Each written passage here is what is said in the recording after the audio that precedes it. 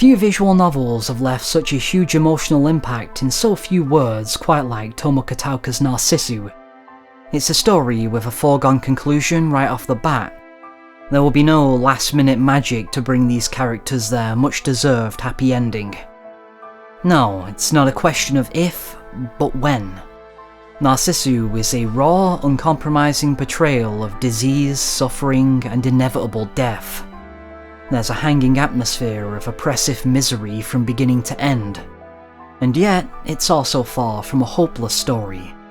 It tells us that there's meaning to be found even within pointless, unfair tragedy. You just need to search for it. The POV character is an unnamed young man who is repeatedly hospitalized until he finds himself sent to the infamous 7th floor, the final stop for terminally ill patients waiting for the end. The only one there is a girl named Setsumi, who informs him of the unwritten rules of this place, a duty passed down to every one of its residents. No one is discharged more than thrice from the 7th floor, so they must eventually make an important decision: die in the hospice or in the comfort of their own home. In either case, they're choosing to be shut away in a room from the rest of society and be ignored. This is a feeling that's shared by both characters, that their condition has turned them into outcasts. They've become walking reminders of mortality, something that most people don't want to be faced with.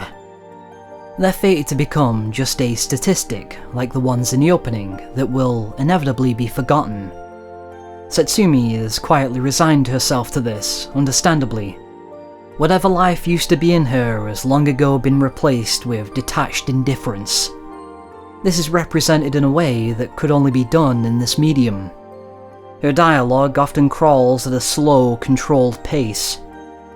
This is especially effective if you're playing the unvoiced version, where this has a much more significant impact on how you read the text. At any rate, she's quiet and terse and idles her days away staring blankly at the TV. But she's not completely numb just yet, as evidenced by a fleeting smile the protagonist catches sight of when she sees a beautiful field of daffodils on TV. And then there's the fact that she still wrestles with that decision, the last decision she will ever make. The protagonist, on the other hand, has already decided on a third option. He doesn't want to wither away in a room, he wants to take his chances with the unknown, and offers to take Setsumi along. She agrees. Thus begins their first and final act of defiance against the cruel hand of fate. They flee the hospital in a stolen silver coupe and embark on an aimless road trip across Japan. The story could have ended here, perhaps. The decision to go on this journey is a lot more decisive than the journey itself. Nevertheless, we end up seeing this doomed journey through to its logical conclusion.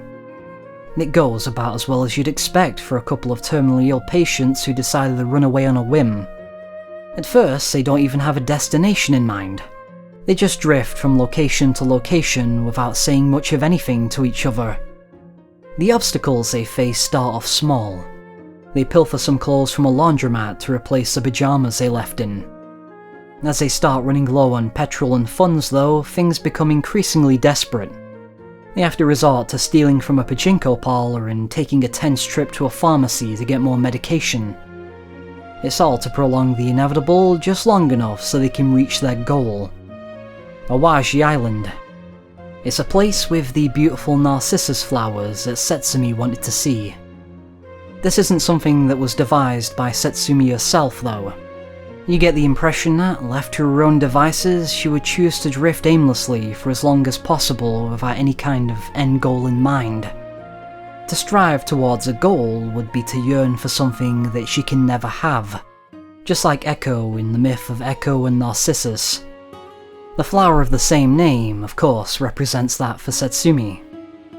Because she was denied a normal life, she denies herself any kind of happiness or longing. She came to the conclusion that these short-lived moments of joy were not worth the pain that came after, so she closed off her heart and retreated into apathy. To Setsumi, this is not a decision so much as it is an acknowledgement of the facts. She can't desire the world just as Echo is physically unable to declare her love for Narcissus. She lacks the agency, and this is how she is for much of the story. She just passively comes along for the ride. It's only because she met the protagonist that she's able to move forward at all. It pulls her out of her shell and stirs something within her that becomes impossible to ignore. It's those moments where she's able to forget herself and exist as a normal girl for just a moment that stand out as incredibly impactful. It's this smile, captured on the final exposure of a cheap disposable camera, that becomes the true meaning of their journey. It's this one girl's hard-won victory against the cold indifference of the universe, if only for a moment. Setsumi, at the end, allows herself to live one last time. It's an incredibly heart-wrenching ending that never fails to make me tear up. Setsumi is further explored in the prequel, Narcissu Side Second, where she takes on a similar role as the protagonist of the original. Long before she would be admitted herself, she befriends a patient of the 7th floor, a Catholic woman named Himiko who is having a crisis of faith because of her illness. Its events deliberately mirror the originals to give an alternate viewpoint on its conclusion. Himiko's influence on Setsumi becomes a very important part of her character. It's from her that she would inherit that final wish. She lives on through her as proof of her existence, just as Setsumi lives on through the protagonist of the original. This theme would later become an important part of another one of its prequels, Narcissu Zero. There's also Narcissu, a Little Iris, which is something different entirely that is only thematically related to the series. Specifically, it further explores the religious themes introduced in Side Second. As you can probably tell, Narcissu became a bit of a cult classic. These days you can even find it and its many sequels available on Steam. However, this wasn't always the case, and it isn't how I came across the game. I found it as a piece of freeware that had the unusual distinction of featuring two completely different translations in one package. One for the voiced version and one for the unvoiced version. This was made only a couple weeks after the original release of Narcissu with the blessing of its original author, and was done by two legendary names in the visual novel English translation scene. This quick turnaround led to the creation of Insani's Altogether Festival, an event where various amateur translators would set about accomplishing the same thing. Participants were able to choose a short doujin work to translate over the course of a single month. It's because of this festival that so many obscure niche titles received a translation that they would almost certainly never have received otherwise. To someone like me, who first got into visual novels in the 2000s, this was a treasure trove of fascinating content. It's an anthology of strange, experimental stories using this new genre/medium to its full advantage. They weren't always of the highest quality. They often featured amateurish art and low-quality stock photography in place of drawn backgrounds. But they made up for it with indie charm. Looking at it today, it's become even more interesting to me as this time capsule of a passionate community in its infancy. The visual novels themselves are still interesting reads to be sure, but now they've become products of their time. A reflection of the mid to early noughties doujin novel scene. A wild landscape that gave us a lot of absolute classics. The technology itself was different also from how these games were coded to how they were released. Many of them were released as freeware on the Doujin Circle's own personal website. Sadly, a lot of these are now only accessible through the Wayback Machine. I would recommend giving these a look if you want to see some soulful 2000s web design. Soul! You'll find that all of these games give special thanks to a man named Naoki Takahashi, who was the creator of Enscriptor. This was the most widely used visual novel scripting engine of the time, mainly because it was easy to work with and it could be used commercially with very few restrictions. Famously, it was used for Tsukihime and later Higurashi. You don't see much of it nowadays. It was mostly phased out in the 2010s in favour of engines like Ren'Py. But to me, this is the visual novel engine. You know you've played too many of these when you start having a preferred engine. but there's a nostalgic coziness to its interface that newer, more advanced engines just can't replicate. It's the visual novel equivalent of preferring the look and feel of a game made in renderware over Unreal Engine. The Altogether Festival games used an open source Nscripter clone called Onscripter, which supported English text. It's still very old though, so expect frequent crashes on most modern versions of Windows. Not that that's going to stop me from playing through almost all of these to give my thoughts. Oh yeah, that's what this video is about, by the way. We're going to be looking at almost every sound, kinetic, visual, whatever you want to call it, novel that was submitted to this festival. It was held in 2005, 2006, and one last time in 2008, so we may as well go through them all in release order. I decided to forego looking at EO Christmas Eve since it's a Christmas special for a game that's not translated.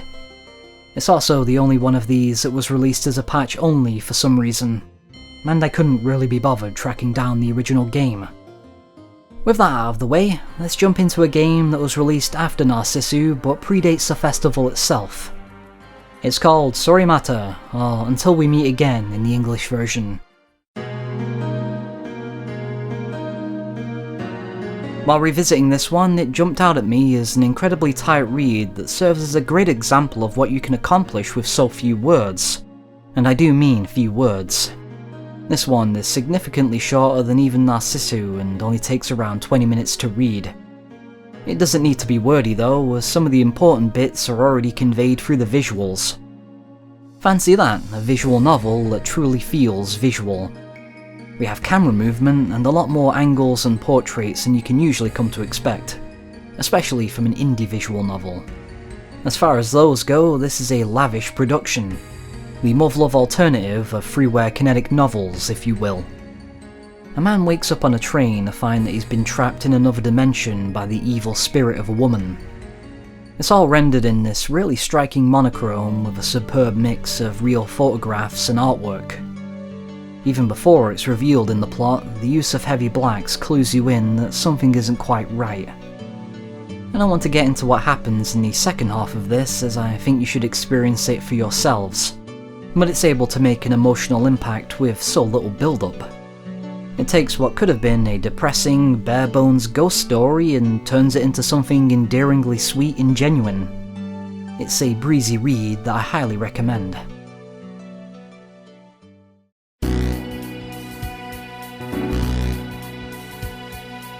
Ever had one of those online friends you spoke with semi-frequently until one day they went offline and you never saw them ever again?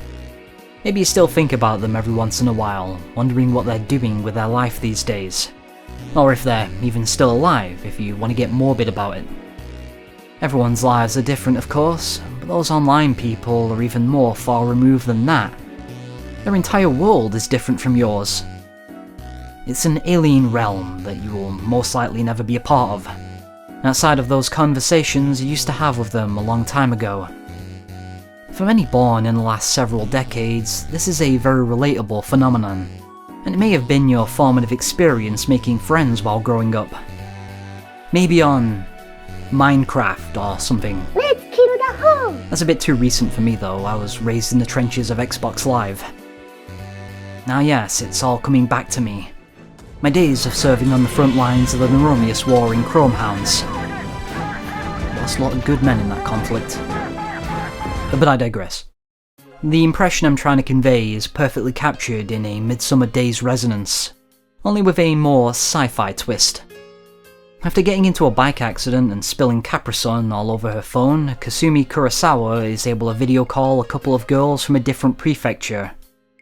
I say video call, but really it's some kind of futuristic hologram. Obviously not something a phone from the early 2000s is designed to do. It's a fantastical series of events that doesn't quite make a whole lot of sense, but the how is less important than the event itself. There isn't too much to say about the first girl Kasumi speaks to. She's the bubbly, talkative type who has a childlike curiosity that keeps the plot moving, but beyond that there isn't much depth to her. Itsuki, on the other hand, feels less like a fluffy anime girl and more like a realistic depiction of a teenager.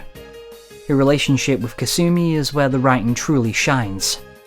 Kasumi soon develops a crush on her and spends much of the story awkwardly trying to get to know her, until it's eventually decided that they should all meet up IRL. I don't want to say anything more about the story from this point on. It's something that's worth experiencing on your own. Fair warning though, it's a conclusion that may leave you feeling a tad unsatisfied. It's a mundane ending that might hit a little too close to reality, given how fantastical the story had been up to that point. Personally, I thought it was really effective. The central theme of this work, as I clumsily alluded to in my introduction, is adolescence. It's about making peace with the fact that sometimes a yearning heart goes unanswered. The reality of this is shown to her in an ironically unreal way, which also serves to emphasize just how out of reach her desire is. There's some bonus content that can be unlocked by entering 0374 on this menu. This is definitely one of my favourite VNs that came out of the Altogether Festival. It has a really good protagonist with a distinct voice to her narration. If you play enough of these, the writing style of the narration starts to run together. It kind of just becomes your voice as opposed to the character's voice, which can lessen the main character's presence in the story. This is not a problem here though, as Kasumi feels like a fully realised character with very real and relatable thoughts and feelings. The subject matter feels a lot more relevant to the modern day than when it was first released back in 2002. It's a story that's aged like fine wine.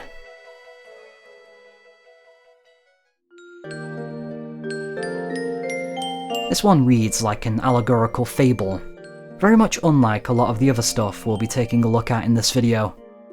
It's about a bird desperately searching for a golden fruit that will turn him human so he can see his master again. A master that already perished long ago. Even though it's a doomed quest that ends tragically, it still has a hopeful message, which I interpreted to mean that love will go rewarded in this world or the next. A Winter's Tale doesn't really have a whole lot going for it. It's a pretty simple romance story about a guy and his childhood friend. It's not long enough for either of them to be meaningfully fleshed out.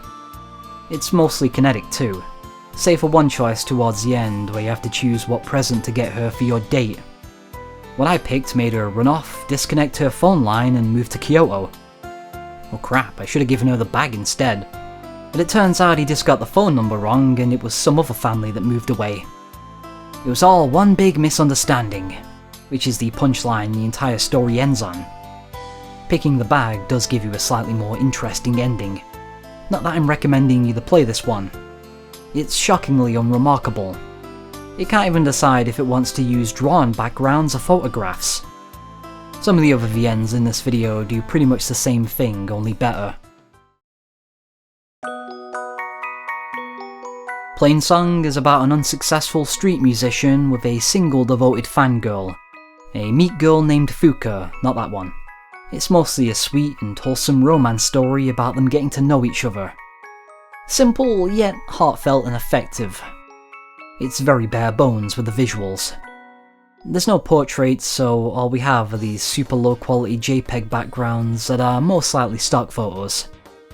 By the way, the reason a lot of these games have such low quality assets is because they were distributed as freeware in the mid to early 2000s, back when internet speeds weren't quite what they are today. It was purely economical. But it lends some of these games a certain look that's quite charming in its own right. And then there's the royalty-free music, most of which is taken from the same pool of websites. It's not uncommon to hear the same songs across multiple works. Nevertheless, Plainsong ends with this really awesome track that I haven't heard anywhere else. The 2005 festival concludes with a translation of the Plainsong Christmas special. It's about a girl who's an apprentice Santa. Yes, really. There's not really too much to say about it, other than the option to close the game is called End Your Life for some reason. That's not very Christmassy.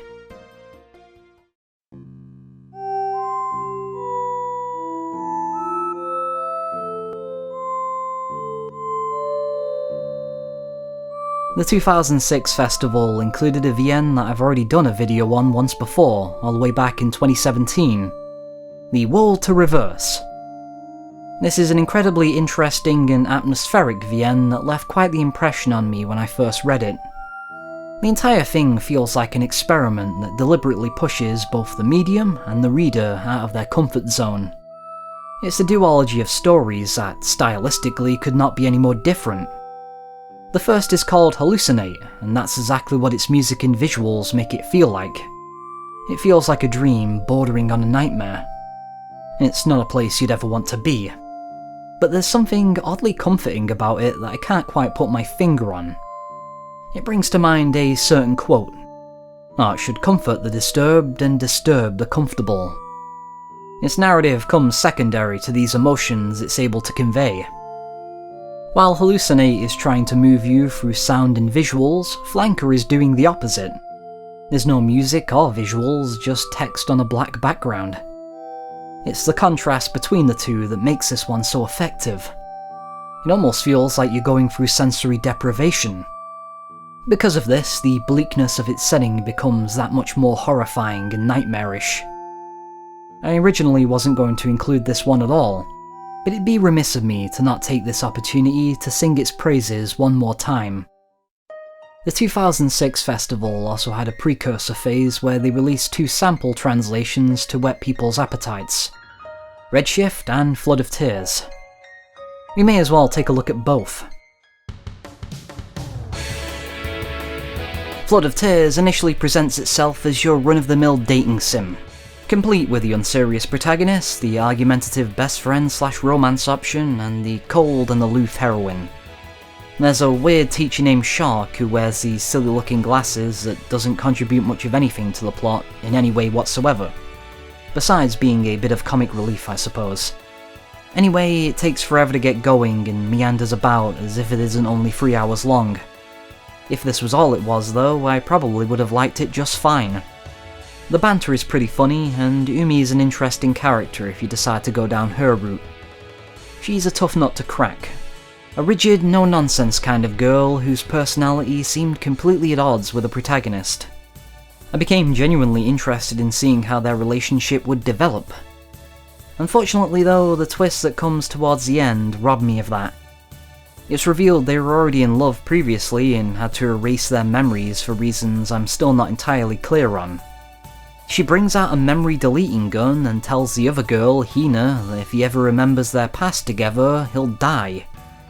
This twist completely changes the tone of the story from a comedy slice of life to something similar to the latter half of a key visual novel, only without the necessary build-up to stop it from feeling like tonal whiplash. This makes a lot of her actions not make any sense in hindsight. Is she being standoffish to stop him from getting close to her? If so, why even bother going on dates with him in the first place? It's contradictory, but I suppose her heart is conflicted on the matter.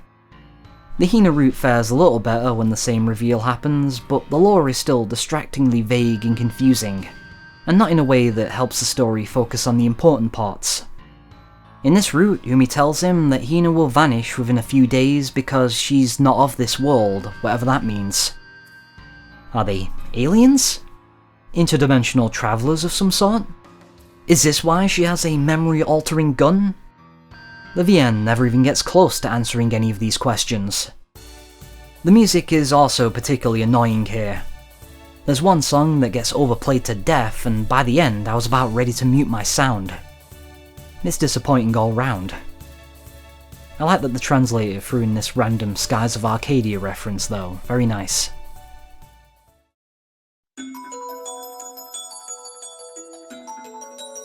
Redshift doesn't have any story beats that you haven't seen before. It's understandable if you find your eyes rolling while reading a plot summary, but its execution is more than the sum of its parts. The main character, Koya, visits a park at nighttime and meets a strange albino girl named Mikoto. She insists that he's sitting in her spot and demands that he move, but he refuses. Right away, we've already gotten a pretty good idea of their dynamic. It's the immovable object versus the unstoppable force. Mikoto is a bit of a bratty tsundere though, so she asks if they can meet again. Slowly, we get a better idea of who she is. Because of her condition, she's been sheltered her entire life and is naive in the ways of the world. Koya, on the other hand, is someone who's always had to look out for himself since he was very young. It's hard to say where exactly their relationship falls. It's not friendship, it's definitely nothing romantic, it's something else entirely. Makoto desires his company because she's lonely, but it's a lot harder to nail down what Koya is getting out of this. That is, until the end of the story, which we'll get to shortly. At any rate, I love both of these characters, and I love seeing them interact. Admittedly though, after Flood of Tears I was a little on edge. A little apprehensive that a stupid plot was going to rear its ugly head and ruin everything. Especially when a girl claiming to be deaf shows up and starts spouting cryptic dialogue. There's even an identical plot point in here about Makoto vanishing in a few days. Fortunately, it handles these elements a lot better than Flood of Tears. It sits you down and calmly takes you through its lore, making sure you understand the stakes. Towards the end, these supernatural elements become more of a vehicle to flesh out its protagonist using a very interesting ethical dilemma. I do recommend reading this one, so skip to the next section if you don't want to be spoiled. This part is too interesting not to get into. Makoto is a ghost that will pass on to the afterlife unless Koya sacrifices a part of his soul so she can return to her body. There's no guarantee this will work, and if it does, it will shorten his lifespan. Koya decides to go along with this, something that shocks even Death herself. As I said, they weren't particularly close, so it seems like a completely illogical decision. This isn't out of character though. On the contrary, it reaffirms everything we know about him. His worldview is an interesting mix of stoicism and objectivism. His main concern isn't the life of Makoto, it's the regret of choosing not to save her. He isn't able to ignore someone in need of help. It would violate his moral code and he wouldn't be able to live with himself. Thus it's an altruistic sacrifice with self-serving motives. Needless to say, Koya is not your typical VN protagonist. He's unexpectedly logical. He doesn't really have a character arc or any kind of development. It's more that we learn who he's known himself to be from the very beginning. Redshift is one of the rare examples where the main character is the highlight. The ending is fairly standard though. It's a tad plain and predictable. Otherwise, this is a wonderful read. This is without a doubt the shortest short novel of the bunch, clocking in at less than 5 minutes. It's about a composer who wishes to express his thanks to a deaf dancer. It isn't able to accomplish much with such a small word count, but the story itself is only partially conveyed through the actual text. It's able to perfectly evoke the emotions I think it's aiming for through its visuals and music. You feel the awe he has of this nameless dancer. The short length actually works to its benefit here. He's not a character so much as he is a symbol of some unreachable ideal in the eyes of the narrator. His deafness means that his words will never be able to reach him in both a literal and metaphorical sense. It's a pretty good one by the developer 17, a two-man team that typically makes these very short, minimalistic stories that are steeped in symbolism. Their painterly, impressionist art style also sets them apart from anything else that was around at the time, and even to this day really. Their other works include The World to Reverse, and another that was featured as a sort of addendum to the 2005 Altogether Festival, which we might as well take a look at as well. Much like The World to Reverse, I Too Saw Dreams Through the Air is an anthology that contains two stories. There's nothing that really connects them narratively other than the presence of birds in both stories. The Caged Vagrant is a highly metaphorical fairy tale about a man with a bird cage for a head. He wonders if something should belong inside of it, such as a brain, until he's told that he should try putting a bird inside of there.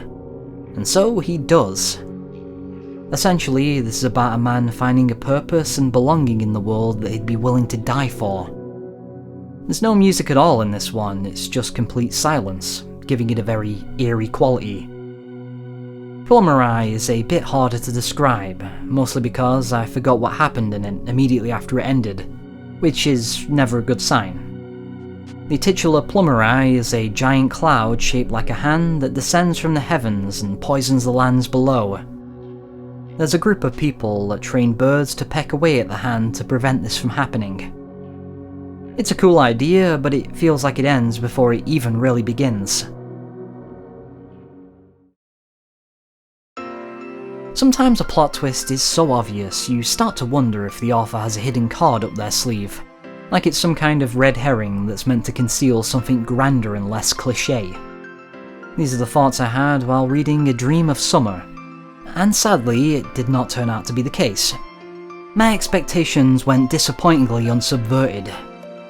We're told of a girl who fell from the rooftop and died before she had a chance to attend that year's festival. Surely the girl we meet immediately afterwards, on the rooftop no less, is one and the same.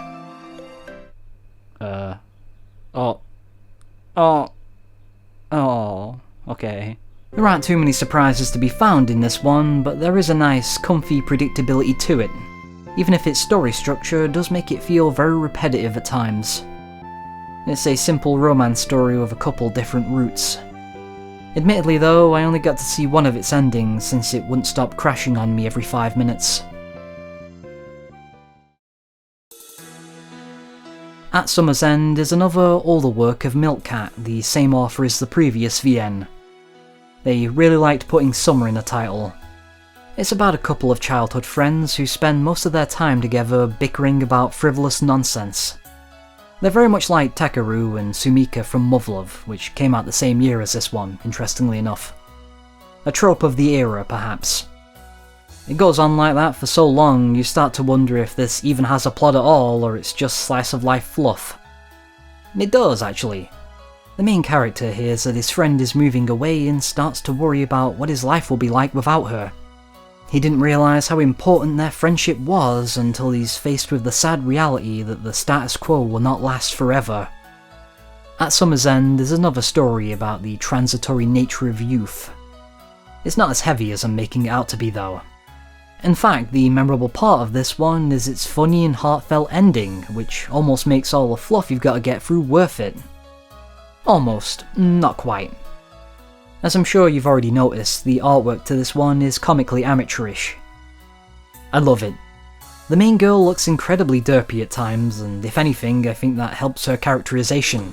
I wasn't really feeling this Under the Sea ass soundtrack though. What were they thinking?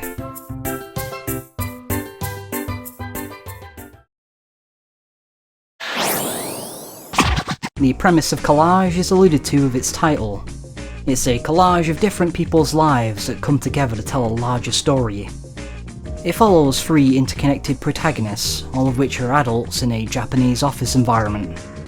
The story begins with the rambunctious Yuko Sasaki, a woman who quit her last job after publicly declaring that her boss had been embezzling company funds. She later becomes overly attached to a little girl named Maria, who just so happens to be the illegitimate child of another one of its protagonists, Yuichi Yoshimura. He's really the main thrust of the story as he tries to figure out how to be a father to a 6-year-old girl that he didn't even know existed until recently. Meanwhile, Yuko is trying to get romantically involved with him, and it's left up to interpretation whether she genuinely has feelings for him or it's just a scheme to become Maria's new mother. The third protagonist is another woman after Yuichi's heart. It slowly reveals itself to be a bit of a love triangle type of story, possibly geared more towards women. Regardless, it's a pretty good read, aside from the little girl sounding way too mature and wizened for her age. The choices you're presented with also don't add a whole lot. There's only ever one correct answer, and everything else leads to an uninteresting and abrupt game over. Later on, it becomes less about figuring out which choices would realistically progress the story and more about being consistent with the choices you made in the other stories. The real star of this one though, and what makes it stand out in my mind, is the stylish interface. It's loud and garish, something that you would typically associate with youthful rebellion. Something like Jet Set Radio. Not really mundane workplace romance. It clues us in that our cast of characters are still somewhat immature at heart, which is an important part of all of their story arcs. I like the part of the interface that tells you where you are. Present position, toilet. Present position, lunch. very good. There's really only one way to describe Instant Death Panda Samurai. Crude and very amusing. The story follows the exploits of a samurai named Panda, a true paragon of the Bushido warrior spirit. Unfortunately, it's a time of peace, so he's dirt poor, unemployed and useless. The translation for this one uses archaic Middle English, something you don't see very often. It makes it incredibly fun to read, especially out loud. Verily and forsooth, on my very faith this doth be a weight upon my soul. Have I no choice left but to wander the streets of this fair city looking for work of any sort? Thou dastardly blackguard!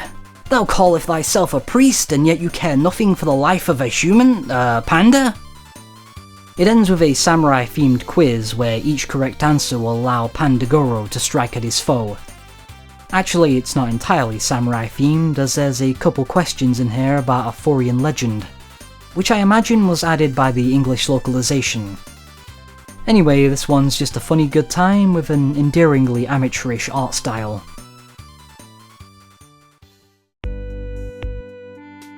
It's no surprise that some of these indie titles try to get a little experimental with how their stories are told. It is an interactive medium after all, something that's easy to forget when so many of these have been kinetic. Which means lacking in choices, by the way. Midsummer Haze, on the other hand, might have the most esoteric trick to getting its true ending I've ever seen. If you play through it normally, you'll only be able to find 2 of its endings, both of which leave you scratching your head about what exactly is going on here. It initially just seems to be about a group of schoolgirls going shopping, with hints that there's something a bit darker at work.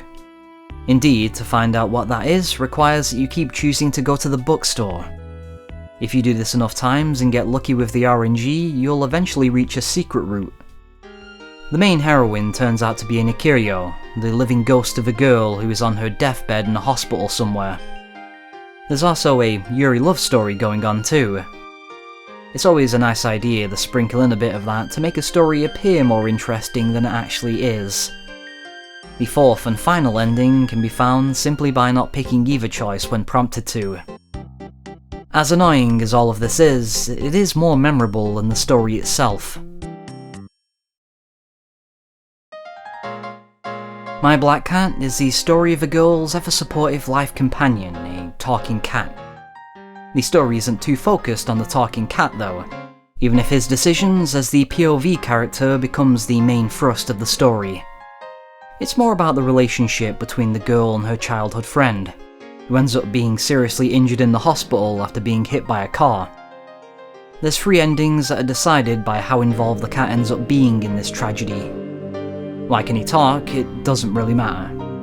It's more of a story fueled by magic realism, which is a recurring element in a lot of these. I would say this one lands somewhere in the middle.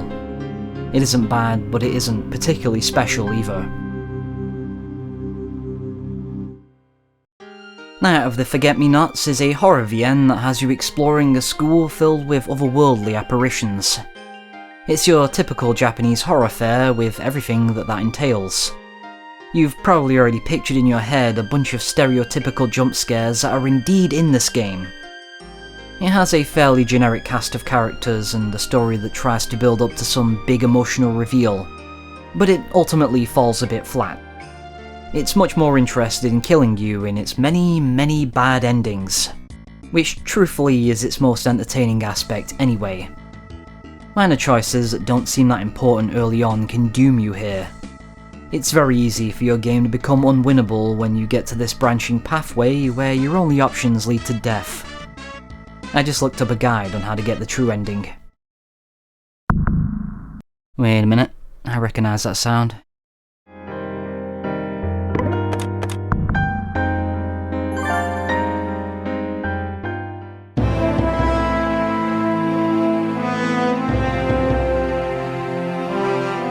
OMGWTFOTL is pure, concentrated 2000s meme energy. It's from a time and place that few of us around today can claim to know or be a part of. Reading this is like opening the 50th issue of some random comic you've never heard of and trying to decipher what's going on. And yet at the same time, there's something incredible about it that resonates deeply on an almost instinctual level. This is the primordial soup of modern internet humour, the missing link that binds us to the past. If what I'm saying sounds like a bunch of nonsense, then I must apologise. I tried to write this review, but instead I genuflected. This is the one thing you must avoid doing in OMGWTFOTL. Genuflecting will result in an immediate head crushing from Osaka Bancho, the man you came here to get revenge on for doing unspeakable things to your friends and family. Of all the VNs in this video, this one by far has the most roots and choices, even if a lot of them bring you back to the same place. It meanders and goes off the rails more often than not. At one point it becomes a dating sim, where you can randomly go on a kamikaze rampage.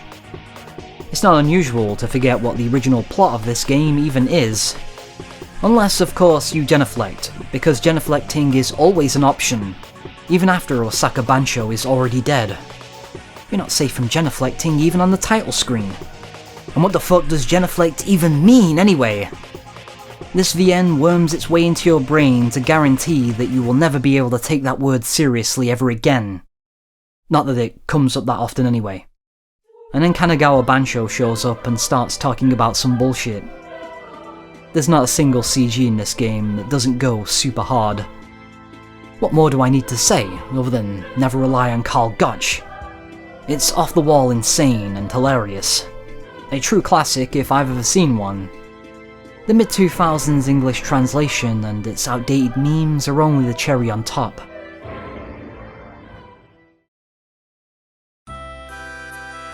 Shooting Star Hill is a bit of a fantastical romance VN about a weird girl named Moriyama who doesn't quite fit in. So much so that she is often referred to as an alien by her classmates, and it's heavily implied that she may very well be. She bonds with the protagonist over a mutual interest in a British sci-fi movie about aliens, presumably not Extro, and it's later revealed to have some basis in reality related to Moriyama. It's a story of many absurd cosmic coincidences like that. The protagonist even bumps into the actress from the movie, who is described as having a British accent. How does one have a British accent while speaking Japanese? Is that what I sound like when I say Higurashi no Nakukoro ni? Also, what kind of cinema lobby is this? Anyway, the artwork is very cute. It contrasts greatly with those stock photo backgrounds in that lovable doujin kind of way. Outside of some incredibly odd plot points, this one isn't too interesting. This is a very simple story about a boy who meets a strange girl with a pocket watch and forms a genuine connection. Their chance encounter is short-lived, however, and they must soon part, never to see each other ever again. This is where the interesting part of this one comes in. The following day, you must type in where to find the girl, using the available hints from the story. It's now become a text adventure, which is unusual to find in visual novels. Needless to say, if you're unable to give the correct location, you get the bad ending. However, some of the incorrect answers will unlock bonus vignettes that will provide you with extra clues to go off. It's a riddle that is meant to test your deductive reasoning. I'm not going to give away the answer, it is, after all, the entire point of this incredibly short game. But I will tell you a secret. If you type in Comic Hit, you get a pretty funny joke ending. This is another one that I played many years ago and have fond memories of. Considering it's only like 10 minutes of text, it does a pretty good job of making you want to see these characters reunite in the true ending. The artwork is also very warm and comfy. I particularly like the filter used on the backgrounds to make them look like they were painted on a canvas. Visions from the Other Side is a very odd VN indeed. It has an interesting enough premise. The protagonist, Chisato, takes her own life and ends up as a ghost who can only observe the world around her. But then it takes a strange turn when she meets a fishman. And then her sister follows her and also becomes a ghost. Followed closely by their mother, who may have already been a spirit to begin with, I'm not sure. Now it's become the setting of a long episodic gag manga. But Visions from the Other Side can't seem to hold on to an idea for more than a minute. Serious character moments are set up only to be punctuated with a gag shortly after. We're soon subjected to an extremely confusing ending that is actually the most memorable thing about this VN. It's the only part I remembered from my initial reading. Chisato announces that she's being watched by someone and declares that even ghosts can use the internet these days. She then breaks the fourth wall and addresses the reader, referring to them as User-san, and it seems to imply that we're the ones who summoned her or something. Have we stumbled upon the original Doki Doki Literature Club here?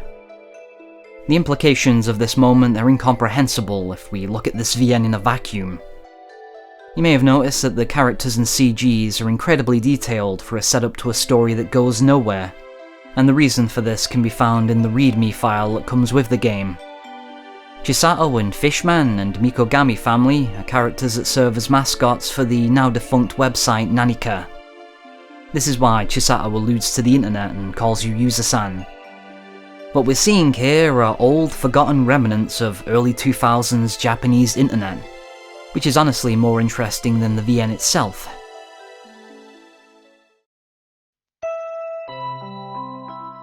The sky is a motif that appears in a lot of Japanese stories, to a point of being a little overused. There'll be a character establishing moment where we see someone gazing up at the sky. This is meant to inform us that they're not someone living in the here and now. Their eyes are set on something far off and unobtainable. They're dreamers who would rather be anywhere but here. But they're also lackadaisical. They don't have the drive to bring about their dreams. That is, if they even have a solid idea of what that might be in the first place. This isn't a uniquely Japanese concept though, it just tends to manifest more often in their symbolism. You may have heard the idiom, get your head out of the clouds. You're being told essentially the same thing to come back down to earth, back to reality. Perhaps I'm being a little overly broad with my analysis here, but this is the general idea that's being presented in Wanderers in the Sky. A man wakes up in a grassy field with nothing but a big open sky hanging over him. He's told by a woman that this is the sky's end, not to be confused with the end sky, a place where people obsessed with the sky end up. Essentially, it's a purgatory that people running away from reality go to. From that description alone, you've probably already guessed where it's going, what its resolution is, and its overarching message. There's no surprises to be found here, and its characters aren't particularly memorable. I will say though that its underlying idea is pretty interesting, and it did get me thinking about its symbolic significance in other works. From the Bottom of the Heart is more than short, it's a micro-VN in a similar vein as Adagio. It, in some ways, feels like an alternate take on Narcissu. We follow a man named Shiro, who survived a deadly disease that he shared with his girlfriend, who was not so lucky. They promised to visit an amusement park together when they were both discharged, but this was never meant to be. In her final days, he was unable to visit her one last time, something that still haunts him to this day. This unfulfilled promise and lingering regret continues to stop him from moving on. This changes though when he's approached by a mysterious woman who abruptly invites him out to an amusement park. As it turns out, this is his girlfriend's sister and she's also fallen in love with him. This is the part of the story that suffers the most from its short length, as we have to use our imagination for why this is the case.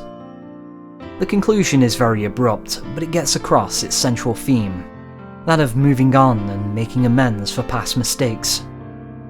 The strongest part of it for me is the unusual presentation and artwork.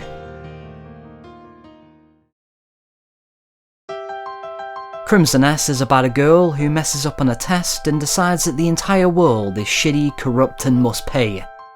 But she only has 3 minutes to do it. This VN is a bit unconventional in that it doubles as a clicker game. You have to build up the girl's rage so that you can successfully destroy things, such as the door to her classroom, this guy's face, an alligator, just about anything that gets in your way really.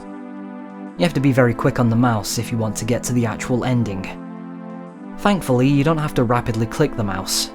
You can just hold down the button. To get to the actual ending though requires using the correct amount of strength at the right time, so you'll probably have to consult a guide. Its twitchy visuals and frantic gameplay perfectly captures a kind of anxiety that I'm sure everyone has felt at least once in their life. It's that moment when a single school test feels like it can decide your entire fate. There may be some truth to that, but for the most part it's a fleeting bit of teenage melodrama. The vulgar dialogue and sketchy artwork are all things that you might have scribbled in the margins of a textbook at one point. Everything about it evokes teenage angst, but in a playful, absurdist kind of way that's obviously not meant to be taken too seriously. The folks at the Altogether Festival even considered it the OMGWTFOTL of that year, and even put in a reference to it with their translation. When you get game over, the only thing you can select is genuflect. You're not even safe in other games! There's a really bad Jim Sterling video about this game where he's just utterly humorless about the whole thing and even suggests that the creator had mental issues or something. It's a very specific brand of pearl clutching that simply didn't exist when this game was made in the 2000s. I mean, it literally ends with a girl getting so angry that she decides to crack the Earth's crust with a punch. The entire game is a gag.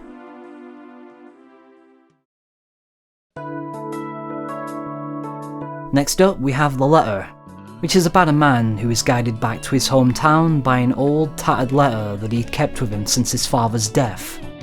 It contains his final words and testament. It's a story of two halves, with the first part being about the protagonist's homecoming. You can really feel a passage of time through the writing with how this old world, something out of a memory, is compared to the narrator's present. It all culminates in a touching scene where he realises that his mother is a lot more old and frail than she used to be. The latter half is where things really get going though. The protagonist gets into an accident and goes back in time to his childhood, where he meets a younger version of himself and, more importantly, his father. This is more of a mythical time travel story. The logic behind it isn't really the point. If you start thinking about it logically, it does break down a bit and descend into nonsense. It's a metaphor of a man making peace with those lingering feelings of the past that have been gnawing away at him for a long time. It also stresses the importance of perspective and how we can sometimes rewrite the past to suit preconceived notions.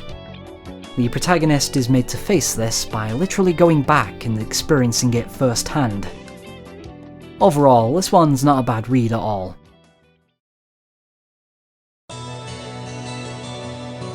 The protagonist of this particular work finds himself slipping between the cracks of society. He can no longer work his corporate job because of a physical disability, so he instead goes to work at a new half pub called Shanty. That's an old term that typically refers to transgender performers. In this case, hostesses at a pub. This is where he meets Mai, a girl he befriends and gradually begins to develop feelings for. The two of them find mutual comfort in their loneliness and status as social outcasts, not too unlike the characters in Narcissu. It's a very sincere and sympathetic portrayal of both characters' struggles, giving their relationship a believable quality that makes it hard not to root for them. It could have been a standard love story from here on, and I probably would have been satisfied. However, Mai views this relationship as a brief sanctuary, a respite from the cold reality of their circumstances that will ultimately stop them from reaching their full potential. It's a hopeful outcome though that brings with it meaningful character growth and a brighter future. You know a story has you invested when you're hoping for some kind of sappy last-minute romance cliché. Moonshine resists the urge though, more than satisfied with leaving the reader with a more substantial life lesson. The voice actress of Mai is very natural and manages to give the character an extra layer that can't be conveyed through text. There's a balanced mix of contentedness and vulnerability to her performance. マイの歌なんだ。マイソング。 I quite like this one. Just like Mai herself, there's an ethereal charm that lingers with you long after the story is ended. There's an updated version of this that adds some extra stories and even a fan disc. No English translation though, unfortunately. Something interesting I found while looking into this is that the artist, Haruka Hinata, is now working as an animator in the anime industry. She was the chief animation director of various episodes of Higurashi Go and Sotsu.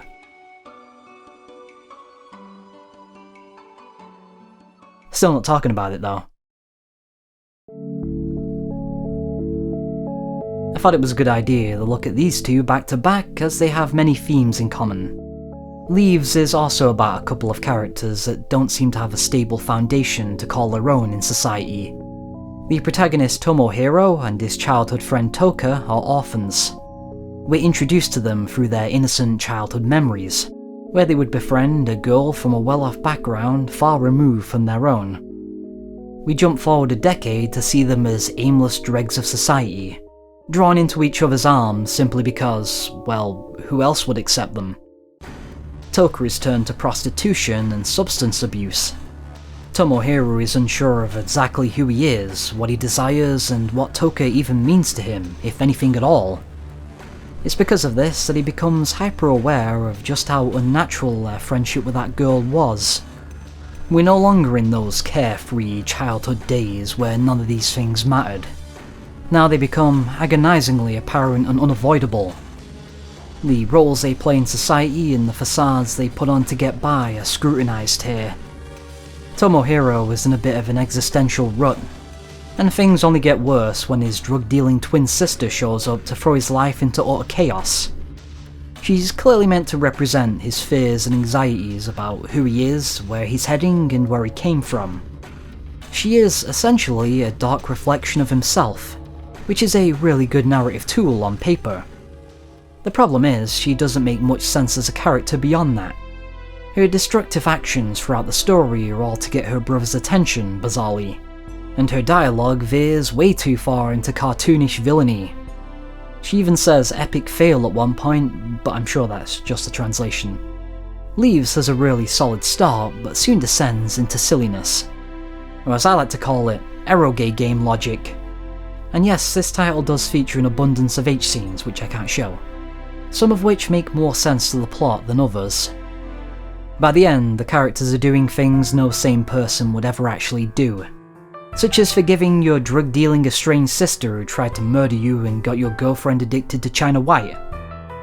Perhaps this conclusion could have worked if the story had more time to build up to it, but it just sort of comes out of nowhere and kills your connection to the characters.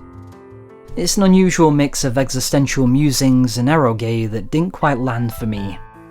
Tsubihebe, this is not. Still, things end on a similar note as Moonshine. These characters have at last escaped from societal expectations and have found their place in the world. This game is the only credit to Becco.net's name, and they disbanded shortly after its completion.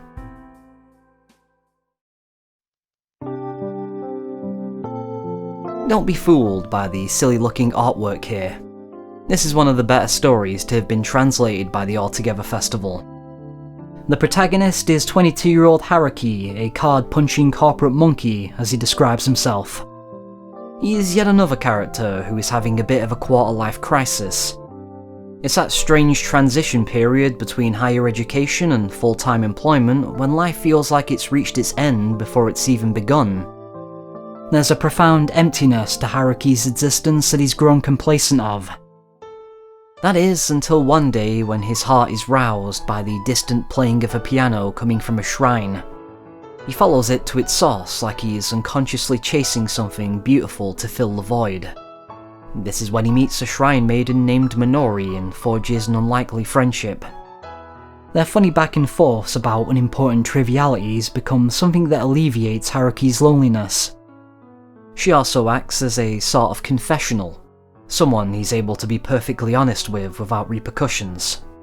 And after a while, she starts to do the same thing with him. It's this contrast between the carefree, laid-back atmosphere of the shrine and the dull stillness of Haruki's career that puts things into perspective. The relationship he has with this girl, like the characters in Redshift, is hard to pin down. There's something unnatural about it, as if they were never meant to cross paths at all. May Sky diverges from Redshift in one very significant way though. Haruki eventually comes to the conclusion that what he's been feeling is love. Yes, May Sky does end up becoming a love story with a very predictable ending, but how we get there is where it truly shines. Both Minori and Haruki are extremely well fleshed out characters. There's a bonus chapter called August Snow that serves to show us what they're doing after the end of the original story. It's also surprisingly substantial for what it is. You get the sense that the creator of this one really loved these characters and wanted to show more of them. Because of this, it's an incredibly comfy read. It's helped by the royalty-free piano music that makes up its entire soundtrack. There's one piece in particular that stood out to me as fantastic. It perfectly captures the mood that the entire novel is going for. Listless uncertainty that's undercut with a deep yearning. I just had to download it, which isn't always easy with these games since link rot has made most of the credited sites inaccessible. Again, these games are over 20 years old at this point. Its creators have probably long since moved on to other things. In fact, I noticed that more than a few of these creators only made one or two things and then nothing ever again. Maybe they just had the one story that they were really passionate about and were more than satisfied after having told it.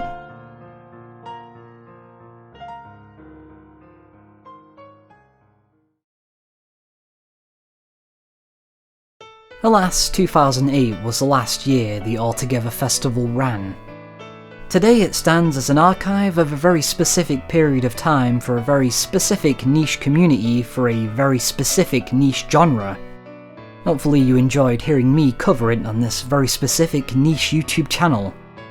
I certainly enjoyed going back to this era and not just revisiting some old favourites, but also finding some new ones as well. I'll be leaving some links in the description for where you can find every VN we've discussed. To end things off, I thought it would be a good idea to give a nice summary of the entire video in the form of a tier list. Here's how I would rank them all, feel free to disagree.